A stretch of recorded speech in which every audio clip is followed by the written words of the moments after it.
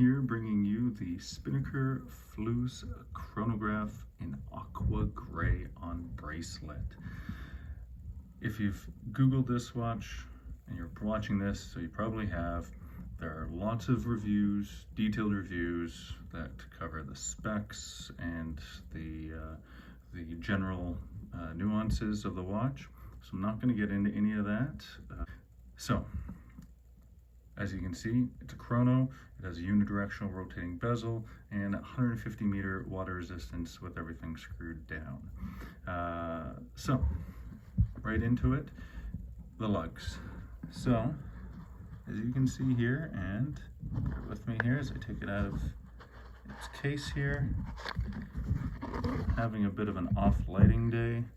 So this is what we've got today. So you can see here, right, beveled edges all the way down to the ends of the lugs.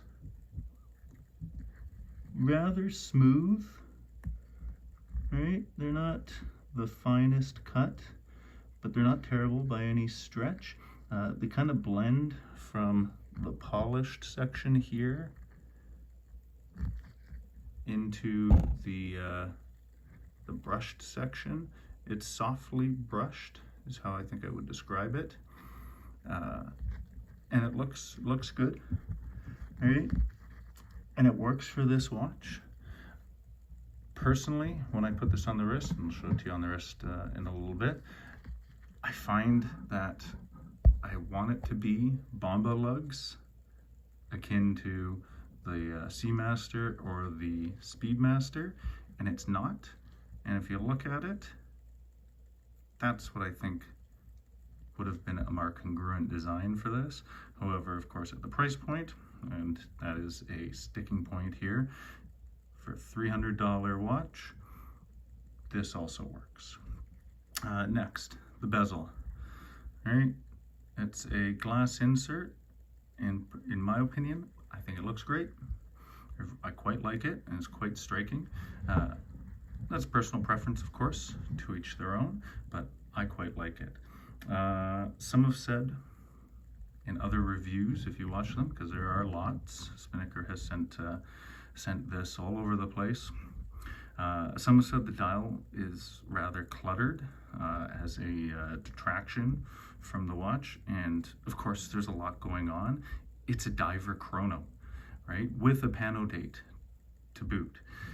There is a lot going on.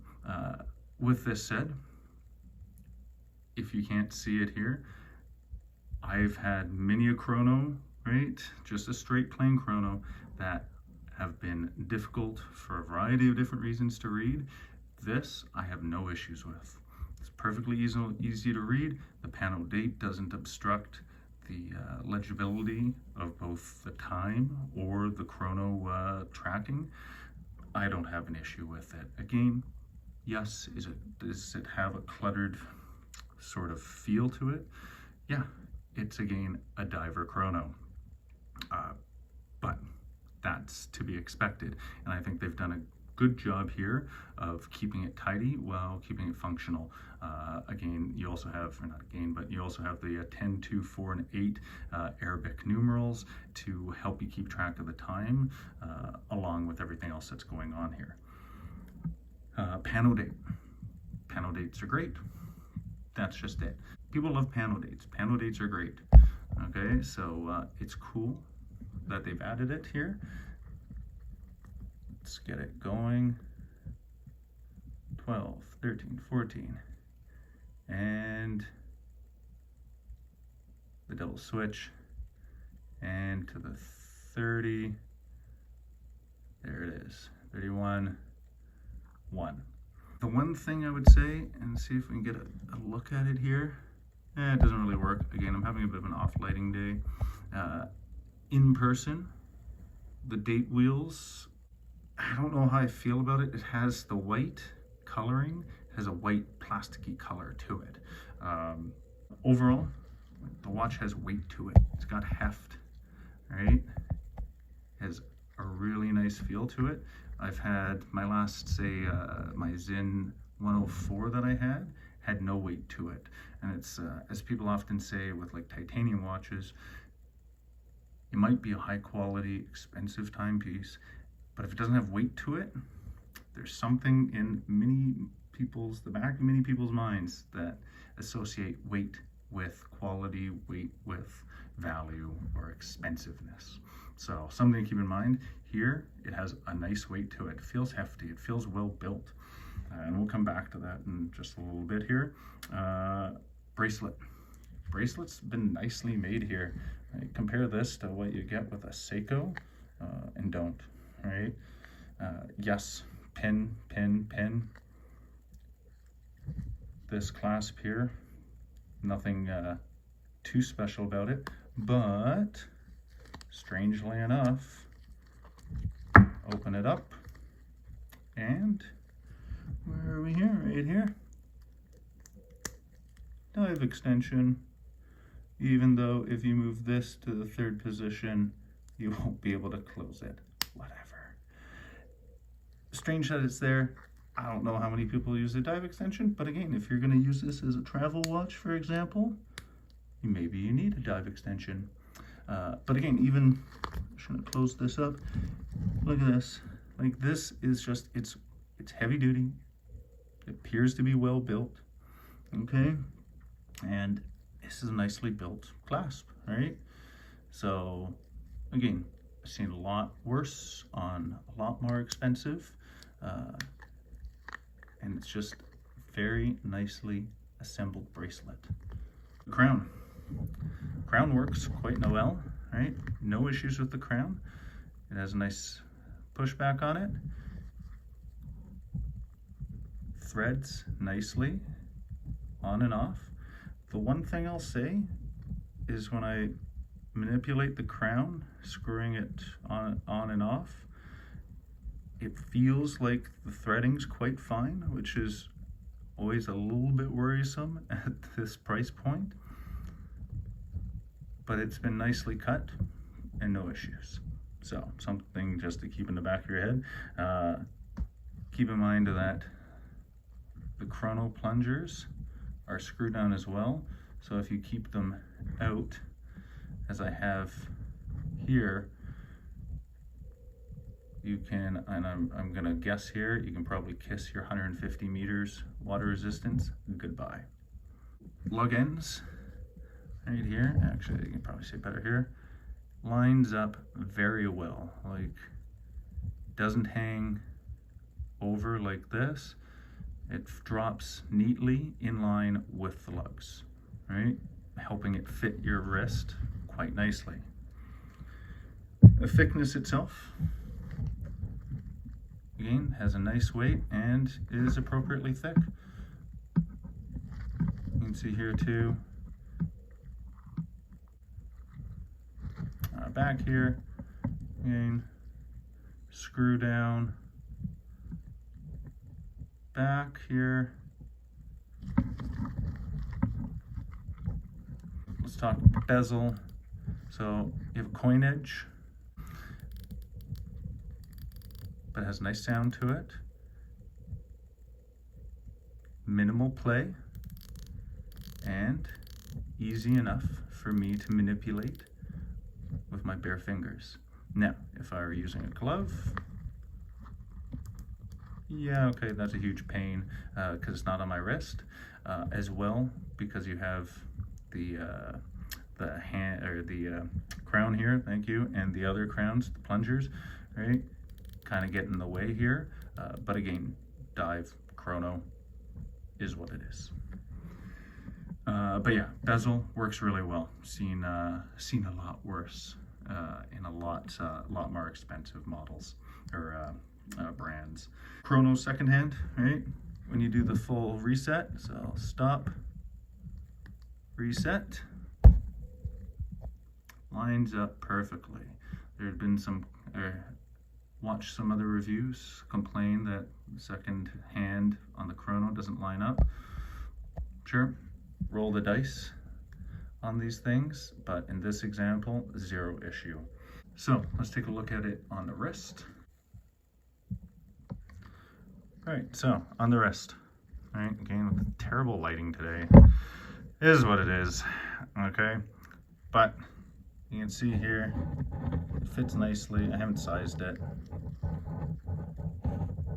Has a nice fit to it. And on my 7¼ inch wrist, which is roughly 10,000 centimeters, because I don't really do centimeters, okay, it has a nice fit to it. And it's quite comfortable. Like the bracelets, it's a nice, really nice bracelet. So again, what I'd love to see is actual bombe lugs and not these just softly machine bezeled ones. But yeah, again, you can only ask for so much at this price point. There, that's not a terrible shot. Right. And that's it on the wrist. Let's go take a look at it in the dark.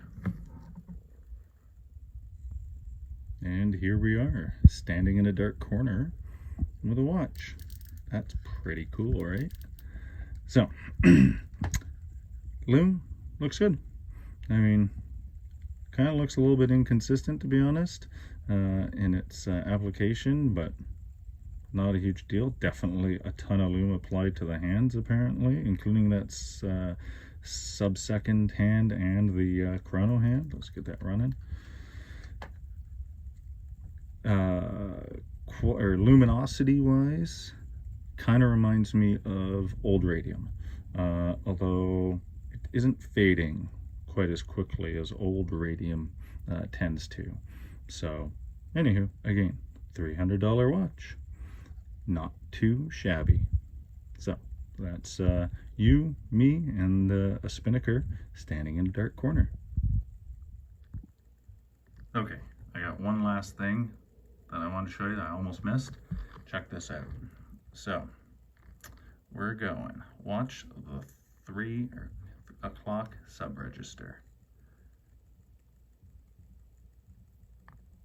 For whatever reason, Spinnaker thought, hey, you should probably know if it's AM or PM.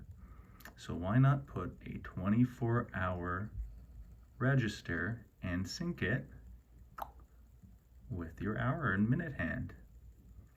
Why would we not put a hour register for the chronograph there? Who needs that, right? Am I wrong? Is that strange? Is that just normal? Is that something you want? Do people want that? Is that cool? I don't know. I would prefer being able to time more than 60 minutes with the Chrono, but Chrono diver. So, I don't know. Comment below.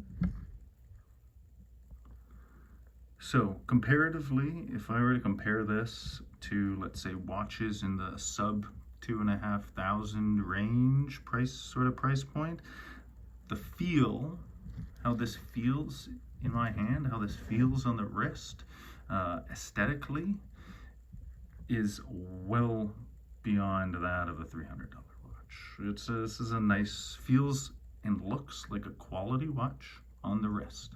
Overall, if I were to recommend this to an inexpensive watch, or if I were gifting a watch to a non-enthusiast friend, this would rank highly. Again, for somebody not in the know, who's not into this sort of thing, this would be perfect, really.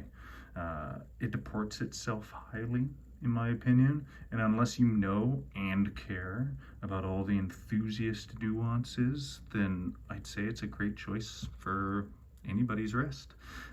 Even for an enthusiast, as just a daily or a travel watch, or just that beater, right, or whatever you want to call it, this strikes me as a standout choice. It's got that quartz accuracy, it's got a really good bezel, chrono function, right, if that's something you value and need, and the pano date is awesome. It's got a good weight to it. It feels like a quality timepiece. Yeah, so on that note, thanks for watching and have a great day.